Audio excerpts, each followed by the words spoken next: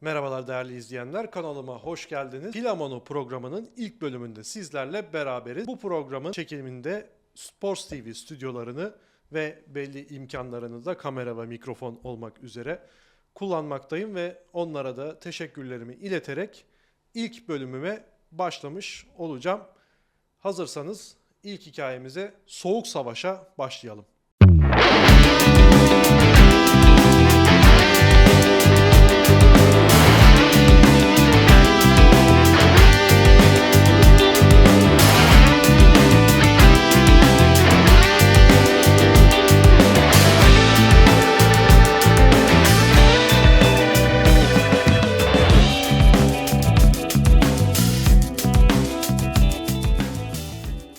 Hikayemiz adından da anlaşılacağı üzere 20. yüzyılda NATO bloğunun ve Varşova Paktı'nın arasındaki rekabet olan Soğuk Savaş'ın kültürel olarak en gergin döneminde 70'li yıllarda geçiyor. Bu soğuk savaş iki grubun ülkeleri arasında direkt sıcak çatışmaya dönüşmemiş olsa da 1945'ten sonra dünyada yaşanan savaşların çoğunluğundaki düşman tarafları bu iki bloğun liderleri Amerika Birleşik Devletleri ve Sovyetler Birliği desteklemiş. Bunların dışında iki blok hemen hemen her konuda birbirleriyle rekabet etmiştir. Tabii ki bu iki bloktaki ülkelerin karşılaştığı spor müsabakaları da bir hayli coşkulu ve çekişmeli geçti. İkinci Dünya Savaşı'ndan sonra sosyalist ve kapitalist toplum düzenlerinin rekabeti dünya çapında ABD ve Sovyetler Birliği'nin arasında yaşansa da Avrupa'nın tam merkezinde bir ulus bu rekabeti tam olarak kalbinde yaşıyordu. Bundesrepublik Deutschland yani Federal Almanya Cumhuriyeti, halk arasında bilinen adıyla Batı Almanya ve Deutsche Demokratische Republik yani Alman Demokratik Cumhuriyeti, yine halk arasında bilinen adıyla Doğu Almanya. 1945'te 2. Dünya Savaşı'nı kaybettikten sonra müttefiklerin işgali altında Almanya tam 4 yıl geçirdi. Birleşik Krallık, Fransa ve Amerika Birleşik Devletleri'nin birliklerinin bölgeden çekilmesiyle Federal Almanya Cumhuriyeti bağımsızlığını ve anayasasını ilan etti. Sovyetler Birliği'nin işgali altındaki bölge ise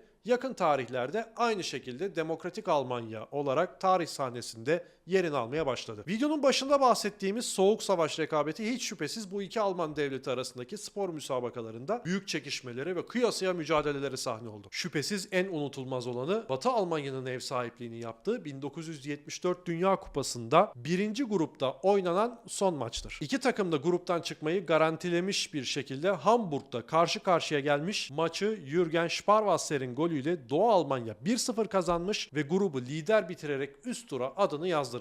Her ne kadar Dünya Kupası'nı Münih'teki finalde Hollanda'yı mağlup eden Batı Almanya kazanmış olsa da Hamburg'daki o maç hiçbir Doğu Alman vatandaşının unutmayacağı, maç anında nerede olduklarını daima hatırlayacakları bir karşılaşma olarak ülkenin hafızasında yerini aldı. Hatta maçta golü atan Jürgen Sparwasser, mezarımda sadece 74 Hamburg yazsa bile orada kimin yattığını herkes bilecektir diyerek bu konunun önemine de vurguyu yapmıştır. İşte böyle bir rekabetten Almanların profesyonelleştirerek dünyaya kazandırdıkları handbol sporunun mahrum kalması tabii ki düşünülemezdi. Eisenarm yani demir kol lakaplı Doğu Alman handbolcu Hans Engel neticede bu demokratik Almanya'nın karakteristiğini, spor sistemini dış dünyanın vitrinine çıkarma işiydi. Bunu da en iyi şekilde büyük turnuvalarda madalyalar kazanarak yapabiliriz ve böylece sosyalist sistemin kapitalist sistemden üstün olduğunu kanıtlamış oluruz şeklinde bu rekabetin kızıl tarafındaki bakış açısını bu şekilde açıklıyordu. Öyle ki Doğu Almanya'nın o dönemki spor federasyonları başkanı Manfred Ewald'ın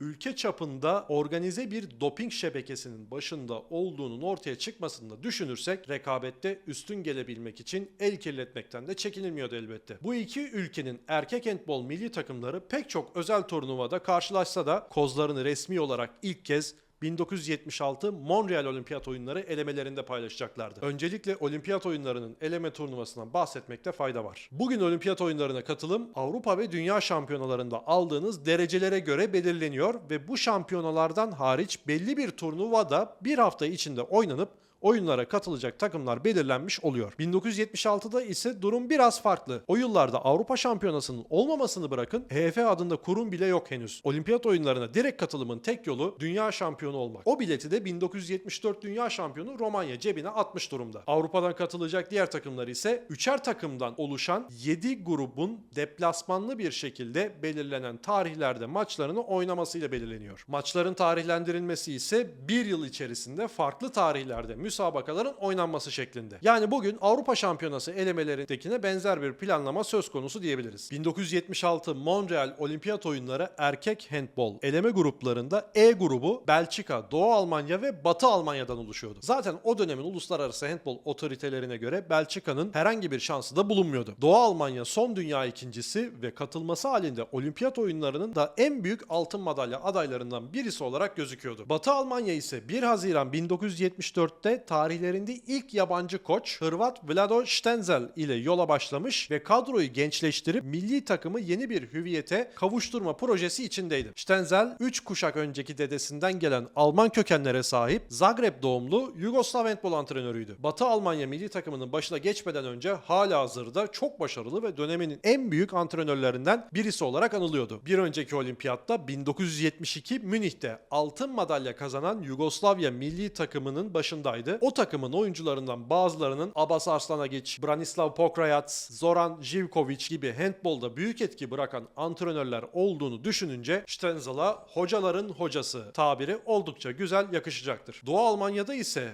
daha oturmuş bir takım iskeleti söz konusuydu. Rainer Genschow, Wolfgang Böhme, Eisenarm, Demirkol lakaplı Hans Engel gibi oyuncular Batı Alman milli takımındaki oyuncuların zaten idol olarak gördüğü büyük isimlerdi. Takımı 1953'ten yani saha handbolu oynanan dönemden beri Hans Zeyler çalıştırıyordu ve son iki dünya şampiyonasında 1970 ve 1974 finale kadar çıkıp ikisinde de Romanya'ya diş geçirememişlerdi. Tabi grubun favorisi Doğu Almanya'ydı ama Stenzel'in gençlerinden oluşan Batı Almanya'nın da ne yapacağı merak ediliyordu. İki takım da maçlarını Belçika'ya karşı oynadı. Doğu Almanya kendi evinde 27-11, Batı Almanya deplasmanda 21-10 galip geldi. 20 Aralık 1975 tarihinde ise iki takım Münih'teki Olimpik Salon'da karşı karşıya geldi. Stenzel ilginç bir fikirle zemini iğne keçeli döşemeyle kaplatmaya karar verdi. Stenzel neden böyle düşündü? Nasıl bir beyin fırtınası sonucu bu kararı verdi? Orası muamma. Amma ve lakin Doğu Almanları şaşırtma konusunda başarıya ulaştığı kesin. Maçtan önce Doğu Almanya'nın Münih'teki antrenmanında oyunculara her zamanki giydiklerinden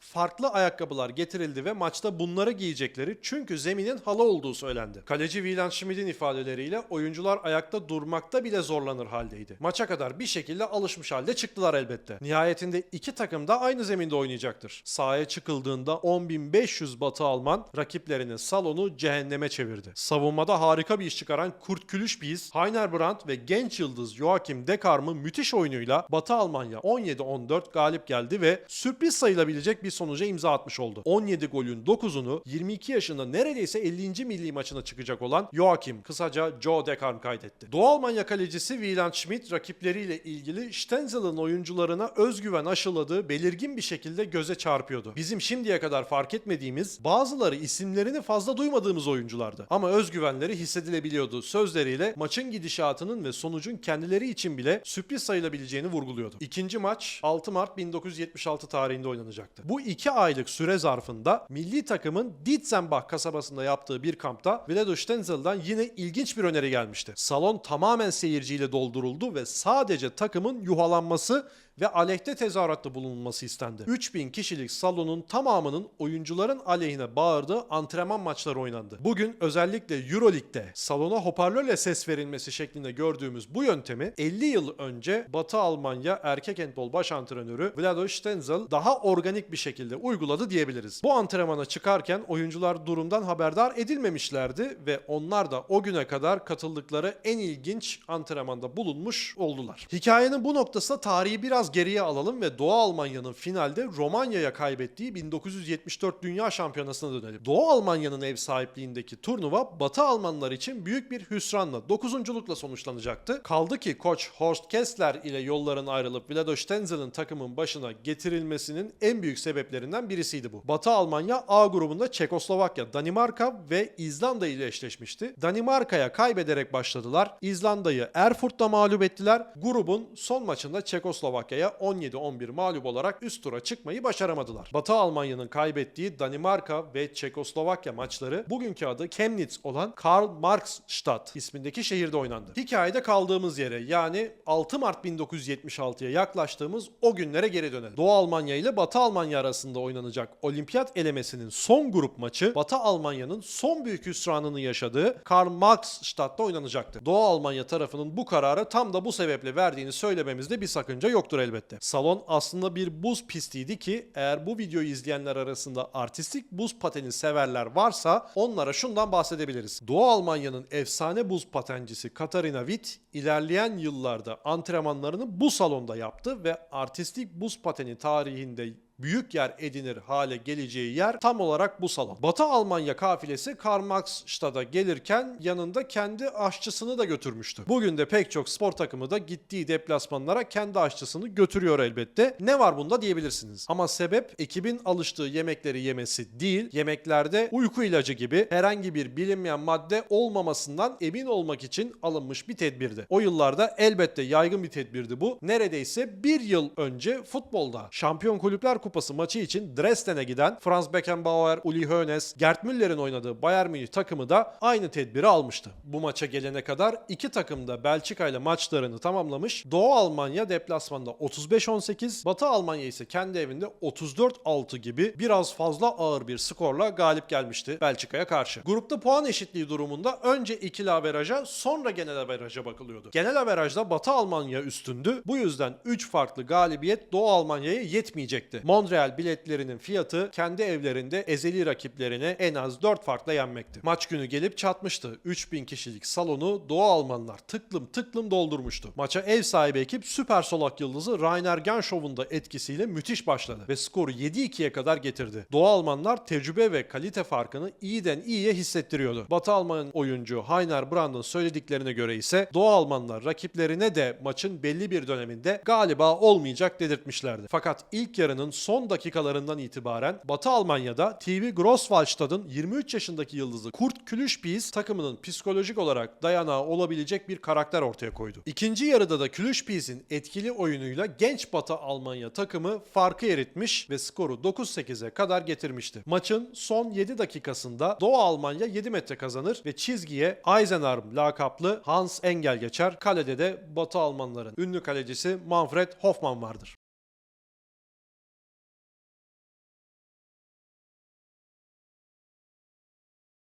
Skor 18. Tabi o günlerde pasif hücum kuralı olmadığı için 7 dakika kala Batı Almanlar olabildiğince zamanı geçirmeye oynarlar. Doğu Almanların ise yoğun baskısı sürmektedir ve sonuç da verir. 1,7 metre atışı daha.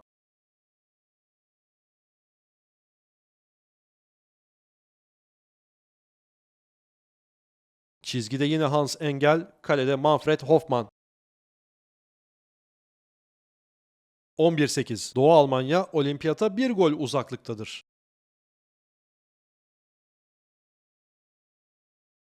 Genç Batı Almanlarda ise eller titremeye başlar. İkinci yarı boyunca filizlenen, istedikleri skoru alacaklarına dair inanç sarsılıyordur. Maçın son atağı. Doğu Almanlar hücumda. 1,7 metre atışı daha. Tüm salon kutlamaya başlar.